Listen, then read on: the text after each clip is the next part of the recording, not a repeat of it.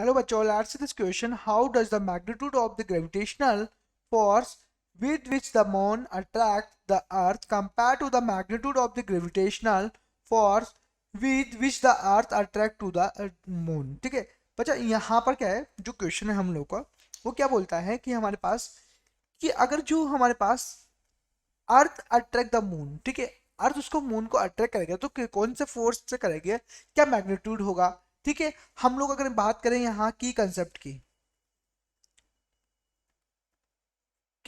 की बात करूं बच्चों में यहाँ पर, तो इस क्वेश्चन में अगर हम लोग देखेंगे कि हमारे पास ग्रेविटेशनल फोर्स होता है, अट्रैक्शन फोर्स कौन सा होता है बच्चों, ग्रेविटेशनल फोर्स होता है। ठीक है, मैं लिखूं यहाँ पर कि अट्रैक्शन जो फोर्स होता है हमारे पास, वो क्या होता है हमारे पास, ग्रेविटेशनल फोर्स।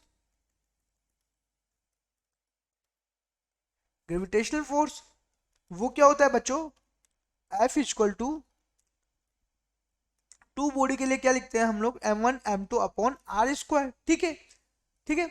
अब बच्चा यहाँ हम देखें, अगर मैं बोलूँ कि यहाँ पर एक बॉडी क्या है हमारे पास, यहाँ पर ये है जिसको मैंने क्या बोला, यहाँ पर अर्थ है।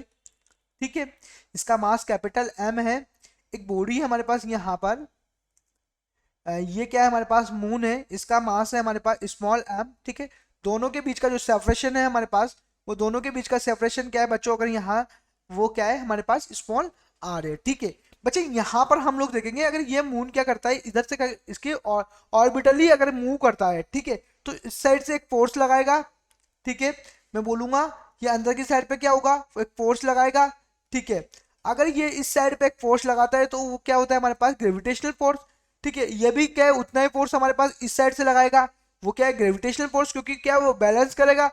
अगर वो क्या करता है, दोनों ही क्या है हमारे पास, ये तो मून का फोर्स है हमारे पास और ये अर्थ का फोर्स है हमारे पास, दोनों ही फोर्स का मैग्नीट्यूड क्या है हमारे पास वहाँ, m1 m2। ठीक है, तो मैं अगर इनकी फॉर्म में यहाँ लिखूं बच्चों, तो इन दोनों का ही क्या है हमारे पास, अगर मैग्नीट्यूड की बात करें हम, तो यहाँ पर क्या हो जाएगा, capital M small m upon r square. ये क्या है हमारे पास बच्चों, ये हमारे पास अट्रैक्शन फोर्स है, दोनों का ही सेम मैग्नीट्यूड होगा।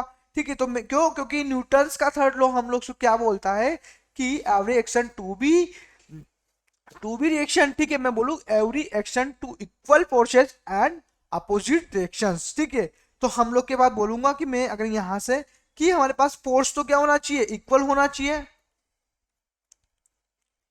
दोनों क्या करेंगे इक्वल फोर्स लगाएंगे, लेकिन जो हमारे पास उसकी जो हमारे पास डायरेक्शन है वो क्या होनी चाहिए, अपोजिट, वो सेम इसके अंदर हो रहा है। तो मैं क्या बोल सकता हूँ, ये यहाँ पर क्या होगा, ग्रेविटेशनल अट्रैक्शन हो रहा है, तो दोनों ही क्या होंगे, इक्वल होंगे। ठीक है, तो मैं यहाँ ऑप्शंस को अगर देखें तो फर्स्ट जो ऑप्शन दे रखा है दे आर इक्वल, तो दोनों क्या होंगे, इक्वल होंगे। इसने सेकंड बोला द फर्स्ट इज ग्रेटर, ये गलत है। थर्ड बोला फर्स्ट इज स्मॉलर, ये भी गलत है। फोर्थ बोला नॉन, तो ऐसा कुछ नहीं है हमारे पास, क्या होंगे, दोनों फोर्स से क्या होंगे, इक्वल फोर्स होंगे हमारे पास, तो इक्वल मैग्नीट्यूड होगा उन दोनों का। तो यहाँ मैं बोल सकता हूँ कि हमारे पास जो फर्स्ट ऑप्शन है वो बिल्कुल यहाँ पर क्या होगा, करेक्ट ऑप्शन होगा। I hope you understood it well. Best of luck.